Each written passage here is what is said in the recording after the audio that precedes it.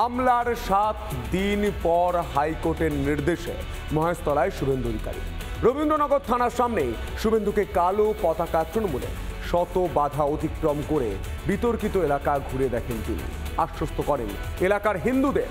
মহেশতলা থেকেই ফের একবার রাষ্ট্রপতি শাসনের দাবি বিরোধী দলনেতা শুভেন্দু অধিকারী। দেখুন,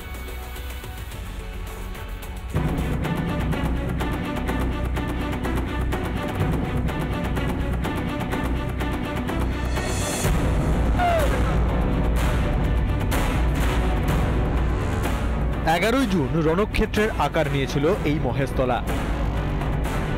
মহেশতলা যে দুষ্কৃতি তাণ্ডব হয়েছে তার 7 দিন পর হাইকোর্টের অনুমতি নিয়ে এই মুহূর্তে শুভেন্দু অধিকারী এসে পৌঁছচ্ছেন রবীন্দ্রনগর থানার সামনে। সেই ছবি আমরা দেখাচ্ছি। মহেশতলা যাওয়ার পথে তৃণমূলী অসভ্যতার মুখে পড়েন বিরোধী দলনেতা।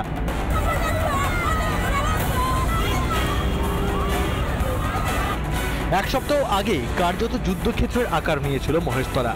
তাই পরিস্থিতির কথা মাথায় রেখেই বুলেট প্রুফ গাড়ি ব্যবহার শুভেন্দুর। এই বুলেট প্রুফ গাড়িটিকে নির্দিষ্টভাবে শুভেন্দু অধিকারী এক্সকর্ট গাড়ি হিসেবে বেছে নেওয়া হয়েছে, যে গাড়ির কার্যত সামনে এবং পেছনে ক্যামেরাও রয়েছে। সেই ক্যামেরা দিয়ে সমস্তটা রেকর্ড হয়েছে।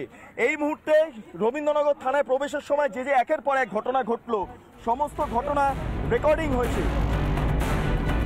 বুধবার রবীন্দ্রনগর থানার সামনে তৃণমূলকে কার্যত চ্যালেঞ্জ ছুড়ে দেন বিরোধী দলনেতা। এবং এই জন্যই পশ্চিমবাংলার লোক রাষ্ট্রপতি শাসন চাইছে। আমিও বলি, রাষ্ট্রপতি শাসনে নির্বাচন না হলে এই এলাকার মানুষকে লোকসভা নির্বাচনেও ভোট দিতে দেওয়া হয়নি, আগামী বিধানসভাতেও ভোট দিতে দেওয়া হবে না।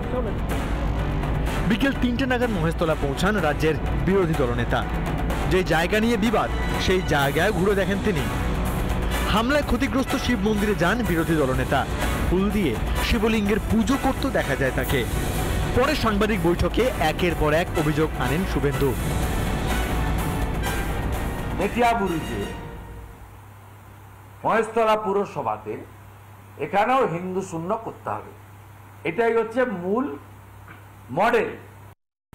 গতকাল হঠাৎ করে আবার 163 জারি করা হয় এবং মাইকিং করা হয় যাতে কোনো ভিকটিম বেরিয়ে এসে আমার সঙ্গে কথা না বলে। মহেশতলায় আক্রান্ত হিন্দুদের পাশে দাঁড়াতে ছুটে এসেছিলেন বিরোধী দলনেতা, কিন্তু আইনের মার প্যাচে সেখানেও বাধা দিল পুলিশ প্রশাসন। এভাবেই কি তোষণের রাজনীতিতে ইন্ধন যোগাবে তৃণমূল সরকার? অনুপম পাত্র, বিট্টু রায়চৌধুরী ও রাজু মুখার্জির রিপোর্ট, রিপাবলিক বাংলা। নানা ধরনের কন্টেন্ট দেখার জন্য লাইক করুন, শেয়ার করুন আমাদের ফেসবুক পেজ, সাবস্ক্রাইব করুন আমাদের ইউটিউব চ্যানেল। পাশাপাশি অন্যান্য ব্রেকিং নিউজের জন্য অবশ্যই চোখ রাখুন রিপাবলিক বাংলায়।